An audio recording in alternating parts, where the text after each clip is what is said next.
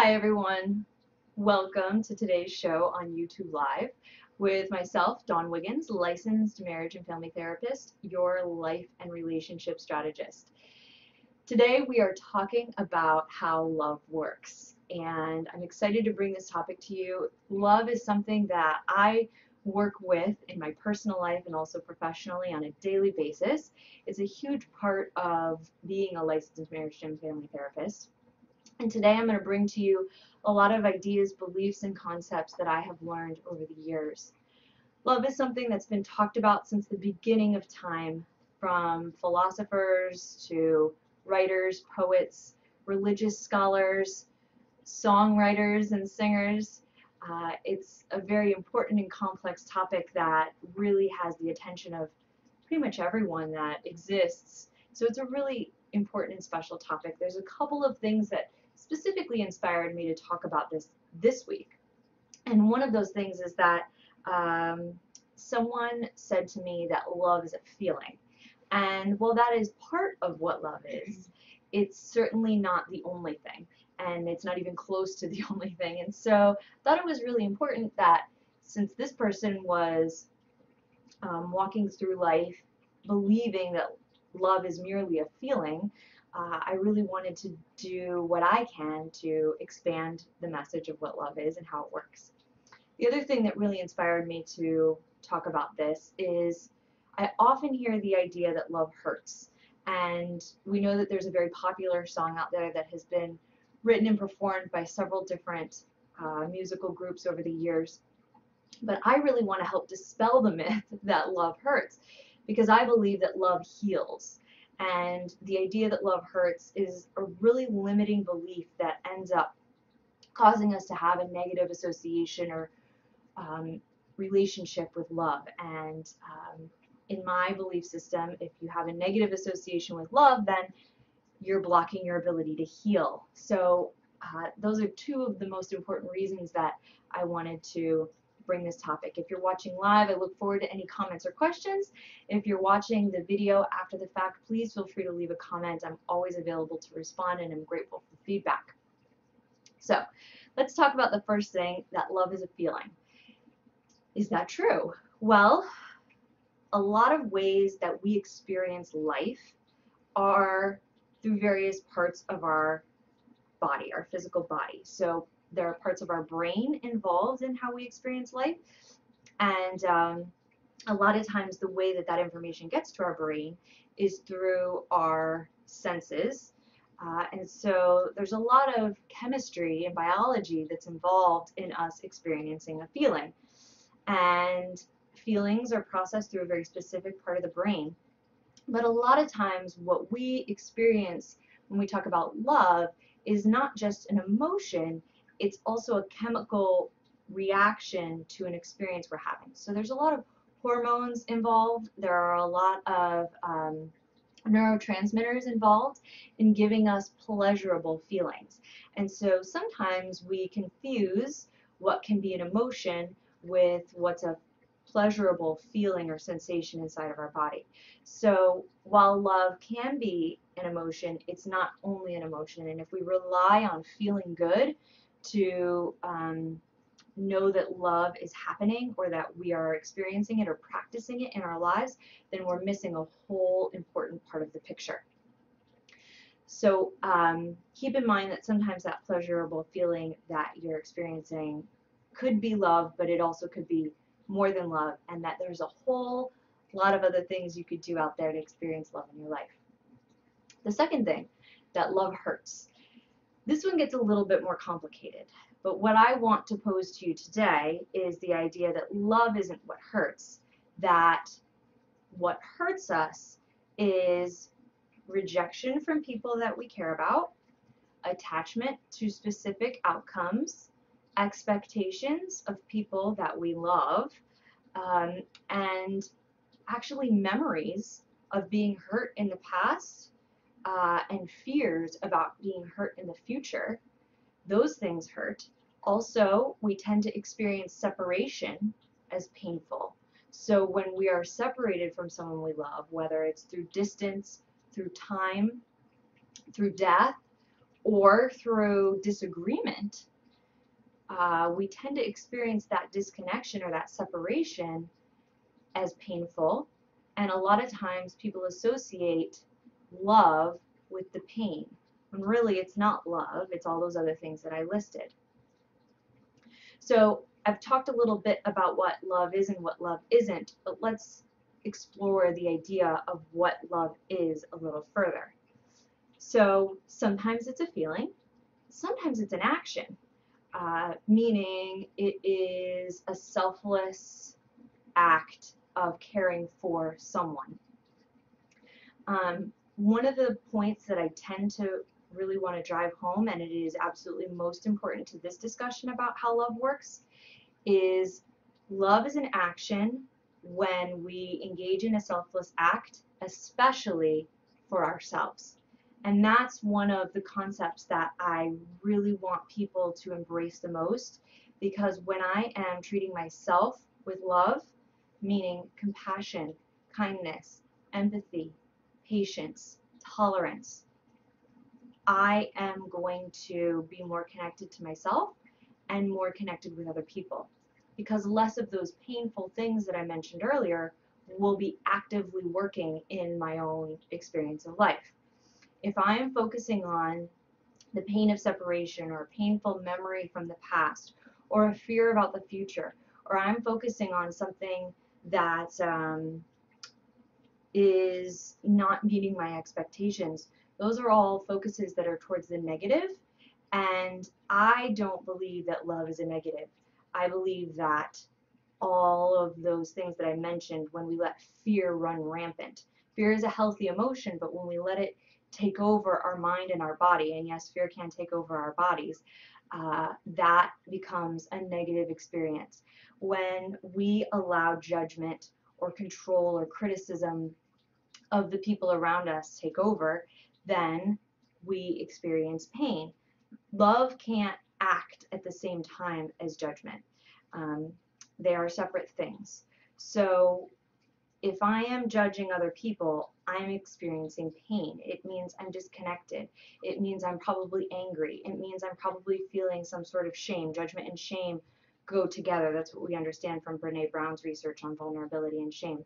So if I'm actively engaging shame in my life, then how can I be actively loving myself? There's going to be something that's getting in the way of that, like my own feelings of unworthiness or fear about how lovable I am. If I'm not first selflessly committed to loving me, then I'm probably not managing fear well, and life is a darker place. Probably going to end up with some consequences that are causing discomfort in my life. So love starts with first being willing to take care of myself. And that's something that has been socialized out of a lot of our lives. A lot of us are raised to be, good, and we're taught to be kind to others first and to help other people, and those kinds of really great character traits.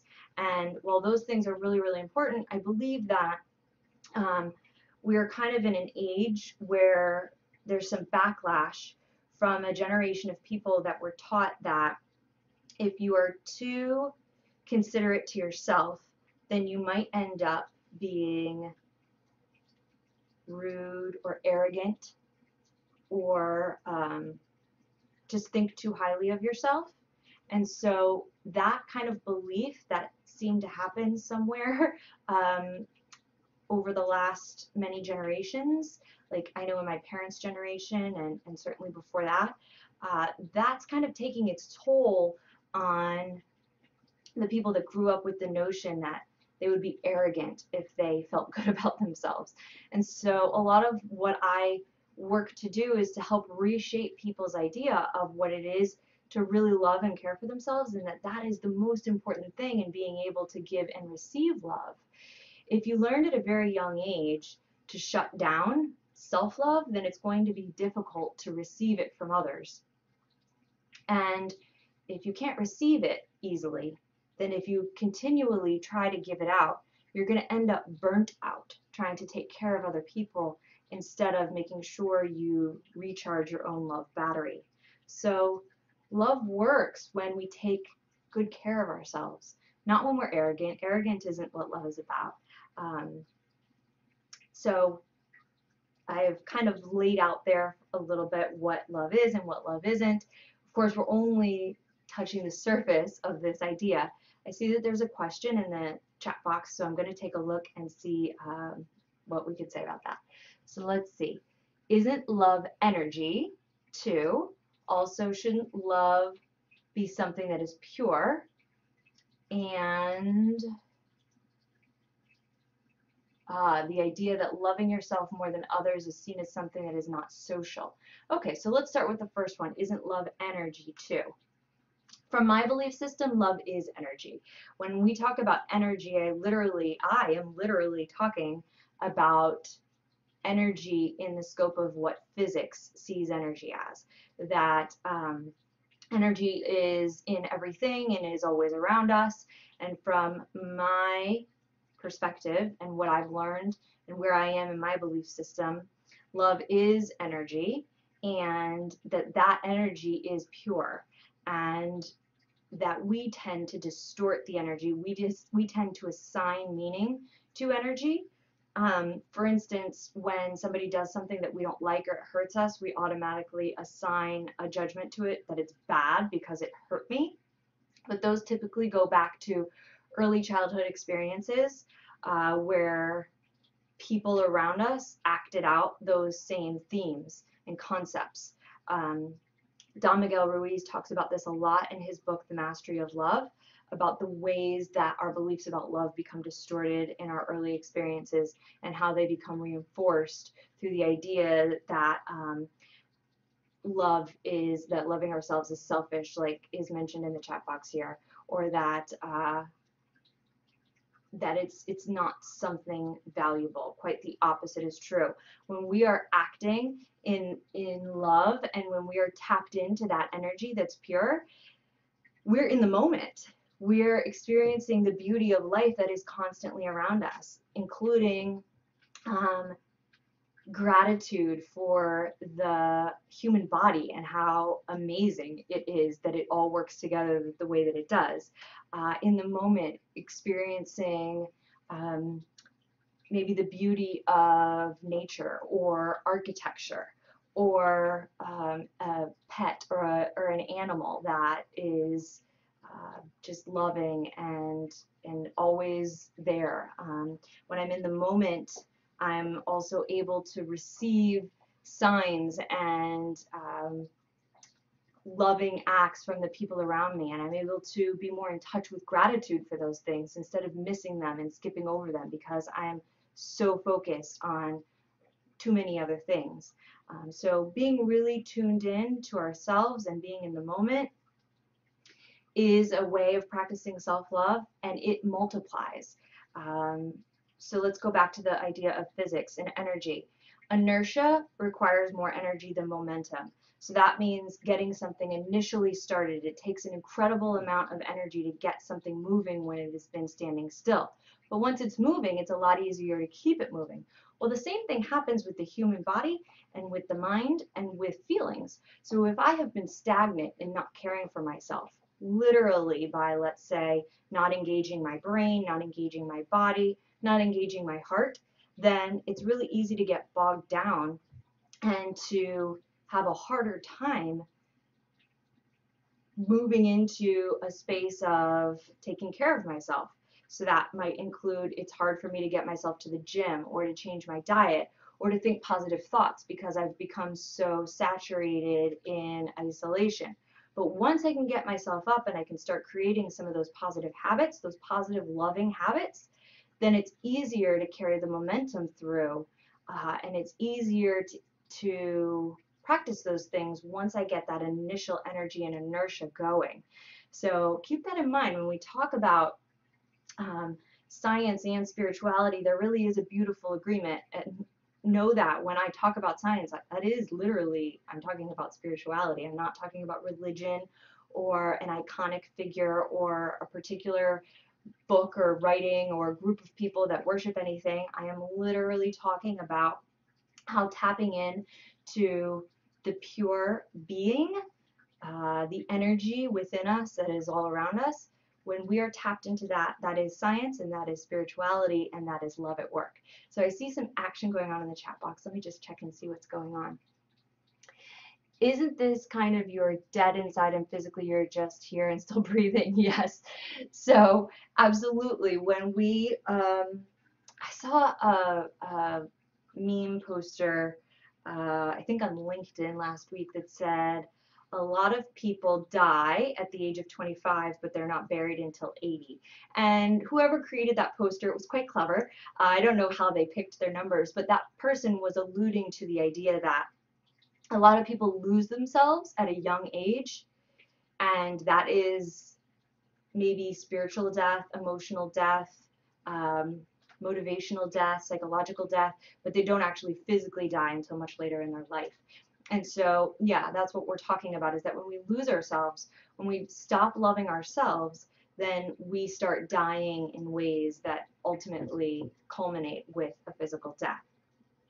When you look at really young children, like typically under 3, that's where we can typically see the healthiest expression of love and emotion, and behavior, and how they all work together, because children typically are very free. So meaning their acts of play and exploration and creativity and pretending, those are all, and these are things that Don Miguel Ruiz talks about in The Mastery of Love, that those things are all very pure, and that it's once they start experiencing some negative consequences related to their feelings or their experiences in life or their relationships, then they start to carry some emotional wounds that start to taint that experience of life, as seeing it as so open and possible. And so know that when we were born, we weren't born with a defensive nature, with concepts that hinder love, concepts like things need to be fair, or I need to feel pleasure all the time, or and because I want to feel pleasure all the time, I'm fearful of anything painful. Letting that fear take hold. These are all things that, if you look at very young kids, they're not present, that they become socialized for the most part. And don't get me wrong, kids have personalities and genetics take a huge role in all of this, but generally speaking, when you look at very, very young children, there is an innocence, there is a creativity, there is an openness to them where they're exploring their environment, and it's not overpowered with fear. So keep that in mind, that whatever negative beliefs that you have about love, they probably have come from people who have tried to teach you or give you their belief system that's not necessarily based in truth, meaning what is real. It's probably based in a distortion, a false experience of reality, their pain, their lack of willingness to experience pain in life. So you don't have to take on other people's belief systems. You don't have to lose yourself. We can go back to that early childhood place of pure love, joy, exploration. And kids feel pain. Listen, I talked my daughter to the pediatrician on Friday. God, what I'm about to say, it may incite a riot in certain places on YouTube. She had her vaccinations, her 2-year vaccinations, and you know, it took her out for 2 days. She had a fever. She felt really sick. She, you know, had the shots, the needles, and she cried when she got the shots. She hurt. She was afraid. It happened like that. But then guess what? It passed, and she was fine. And I think I've mentioned this once before in a previous video when she threw up on the airplane, and she said, "I'm sorry, Mommy, I spilled it." And she didn't get hysterical about throwing up like I do. And that's because discomfort is a normal part of her life, but she hasn't decided that that's unacceptable yet. She hasn't had enough messages bombard her that pain is unacceptable. So the fear or the sadness comes, and then it goes, and she's done with it, and she's back to playing. And that's where I really aim to be, and that's what I aim to teach you, is how to get back to that place, because that's where love really sources from, is that place where we don't have a lens of permanent pain, permanent fear, of permanent emotional disability clouding our judgment. I hope that really lands and makes some sense. I see some action in the chat box, so I'm just going to check in there. I think many people feel unloved, stuck in their life, feel unhappy, but they don't know how to change their state of mind. I agree. Then there's a question, do you think that's part of why so many people idealize celebrity couples? They only see the good aspects of their relationships and don't see the struggles that they work through. My mom believes that reality TV is real. So yes, to a lot of these things. I think that we all are desperate to feel love, and so celebrity couples, movies, reality TV where the story is a happy ending, where we the you know, all the good things are highlighted, you know, in every Disney movie where they kill off the mother, but everybody goes on living happily ever after and it's no big deal. It doesn't really address the actual emotional wounds that go with if your mother dies at a very young age. Those things do leave a mark. So, you know, when we watch things on the media, they're meant to sweep us away. If something in the media sweeps us away, we've bought in, which means they're selling their product. So yes, we tend to fall into the pit or the trap of believing whatever the media sells us because it feels good, but it unfortunately doesn't always highlight the part that's hard work. So to go back to the comment about people don't know how to change their state of mind, the reality is that if we're going to change a negative mindset, or we're going to decide to create that loving inertia, it requires a lot of force, which means even when I don't feel like it, I have to take action. And that is probably one of the hardest parts, is taking action, making the investment, staying consistent with it, and knowing that pain comes with healing. Because what we're doing is we're opening old wounds, and it hurts to open an old wound. But in opening that old wound that hasn't properly healed, we're going to clean it, we're going to medicate it, we're going to protect it, and then it is going to properly heal. So that process of healing an old wound, it comes with pain. And we're so resistant to pain, we'll do anything to remove pain.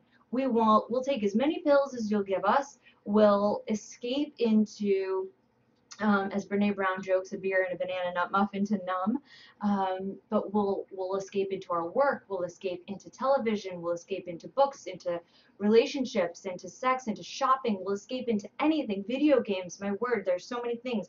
It could be cute kitten videos.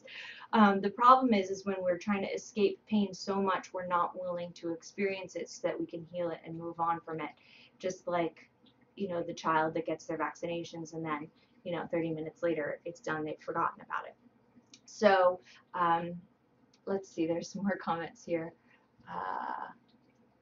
Oh, nope, we're all cut up there. So I hope that I have spoken to the issue of people who feel unloved or don't know how to change their state of mind. It's a process, and it's complicated. It's one layer at a time, and so, you know, a lot of times when I say, hey, it's hard work and it's painful, people are intellectually like, yeah, okay. But then as the process unfolds, it's like, this is hard and I can't control the people around me that are in this journey with me. That is absolutely true. You cannot control whether or not somebody wants to come on the journey of healing and growing love with you. And so sometimes that creates separation, which increases the pain and the anxiety and the fear. And so this requires a certain element of letting go. I might call it faith, but it doesn't have to be faith if that's not something that resonates with you. It can just be letting go, meaning trusting the process of life. Even if it's given you negative feedback in the past, if you focus on positive energy and letting go of distortions, letting go of attachments, letting go of holding on so tightly to needing to control things, that life can get better and you can experience life in a completely different way. So I see a comment that says the European fairy tale like Cinderella were never meant to be real. They were written to educate people and to make moral, visual, and there are hundreds and hundreds of years later that they are real. Yes, absolutely. So there are a lot of great lessons that are embedded in stories, whether they're fairy tales like Cinderella, or they're scriptural writings in whatever religious texts are out there, or whether they're in modern books or the classics.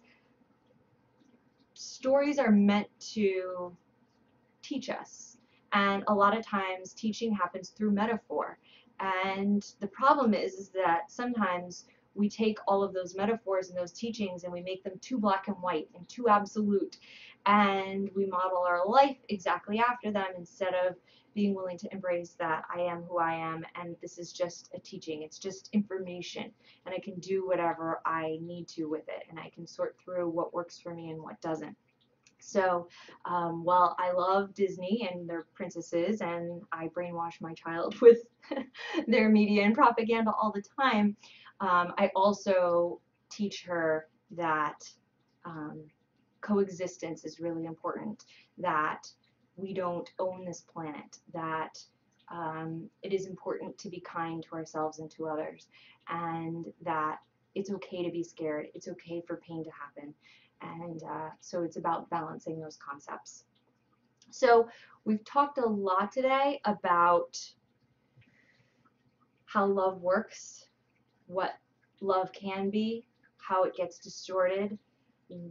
One of the key things being to really love ourselves well, meaning to take good care of ourselves, to prioritize our physical, emotional, mental, and maybe for you, spiritual well-being or energetic well-being, and that prioritizing those things is going to make a happy, healthy, whole person, which then will be able to love others more openly.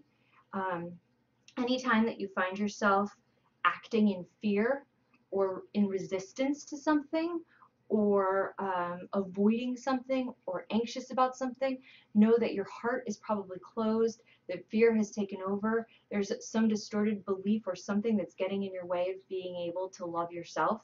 Because when we let fear take over, we're not loving ourselves anymore. We've let our mind control our body and our experience of our feelings. So I hope I've helped teach you just a little bit. These are not new concepts. They're not my concepts. I don't claim them.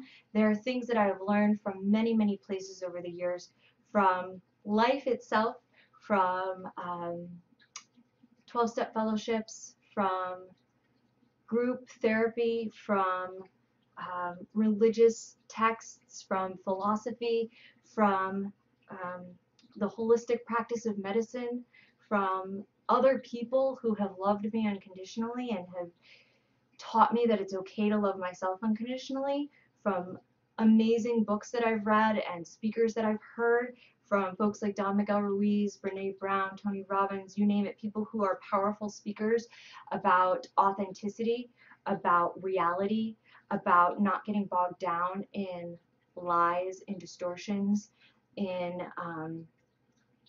shutting down, but rather living life fully and from a place of openness. That's where we find love. Love is all around us every day. You literally, this is my belief, you literally can, it's not just my belief, it's all those other people's beliefs too, but you literally can find love anywhere you encounter energy. So yes, that can mean, from the duck that's crossing your path in the street to the person that is scanning your groceries at the grocery store to the person that you're partnered with or your dearest friends or your family. And when you notice yourself having a difficult time doing it, it's probably because you have resentment blocking you, you have judgment blocking you, you have shame blocking you. Vulnerability is the birthplace to creativity, Brene Brown says. And so if you are living from a place of being shut down, of shame, of embarrassment, of being worried about what other people think of you, then it's going to block your ability to create connections, and it's going to block your ability to feel empathy for yourself first and for others. So these are some of the ways that it's really important to learn how to love, and to really learn and understand how it works so that you can start practicing it, because with practice things grow and we become experts, and then they start to take hold and leave an impact on our lives. So thank you so much for being with us today, for everybody that participated in the chat box. I am so grateful for all of the feedback. I see one final question. What are the tools you would suggest to learn better to love ourselves? Well, all of the things that I did have been very successful. And I don't think that I'm suggesting new things, but finding ways to consistently practice self-care and to learn about truth. So consistently practicing letting go of distortions, of identifying how our thoughts might be lying to us, learning how to manage our thoughts through things like meditation and breath, by immersing ourselves. This is really the answer, immersing ourselves in a positive culture. And so you have to find the ways that you're willing to immerse yourself. And so I listed a whole bunch of things that I've done in the course of my life. And I will tell you that doing these videos is helping me immerse myself, because as I talk about it, it brings it to the forefront of my mind. And so as I'm sharing it with you, it becomes more prominent in my own life. And I can tell that that has been very impactful for me. So it's about immersing ourselves in the positive message, in truth. And a lot of times that takes helpers. I don't do what I do alone just to get us set up today. You know, there are a lot of people that are involved in doing that. Nicole is my unicorn of an assistant, and she is a lot of the help that allows me to share this message, to immerse myself in it for the day. I have a coach, and she is absolutely one of my greatest supporters, and I would not be here today if it wasn't for her. All those people that came before me that worked the 12 steps, or my therapist, or you know, the people that facilitated the workshops that I've been to, or that have written the books, or who have shared openly on the stage, those people have helped me to stay immersed in the message. And so we have to be willing to receive those messages.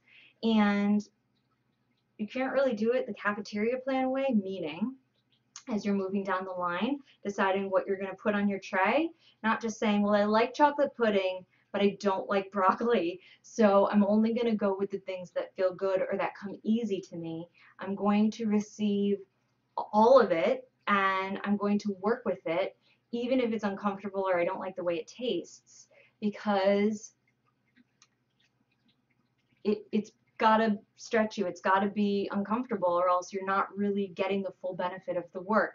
I was talking about meditation with somebody last week, and we were trying to kind of brainstorm together how this person could meditate in a way that would be, you know, somewhat enjoyable for them, because a lot of people initially have a lot of resistance to meditation because they have trouble sitting still, they have trouble dealing with their thoughts, it's very, very overwhelming, they feel very anxious or antsy.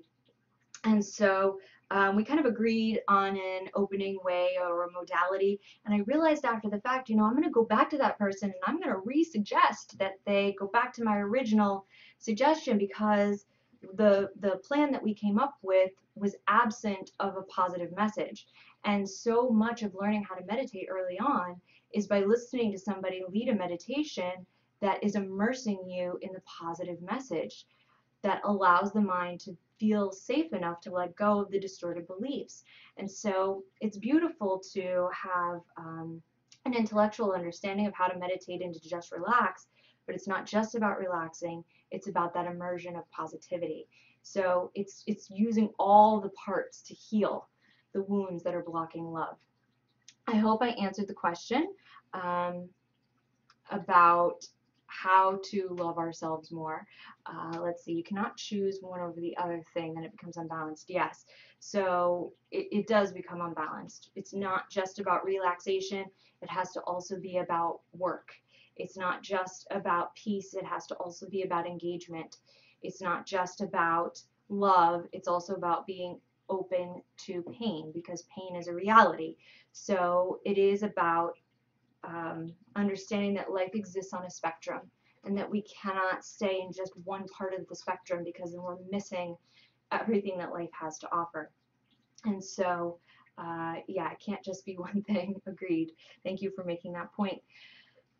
Thank you so much for your time today. Thank you for watching. If anything I've said here has been helpful, please make sure to give the video a thumbs up, to leave a comment, and subscribe to my channel so that you can get notices about when I'll be live or when new videos will become available to you on the channel.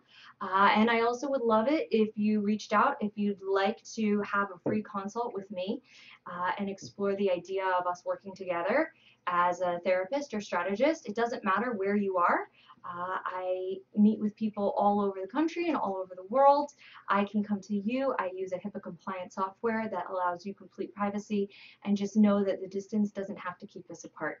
So thank you again for your time. I look forward to seeing you next week, where we'll be talking about apologizing, and in 2 weeks where I will have my mom live on the show, and we'll be talking about mothers and daughters, and we'll be doing it together. That one could be very exciting.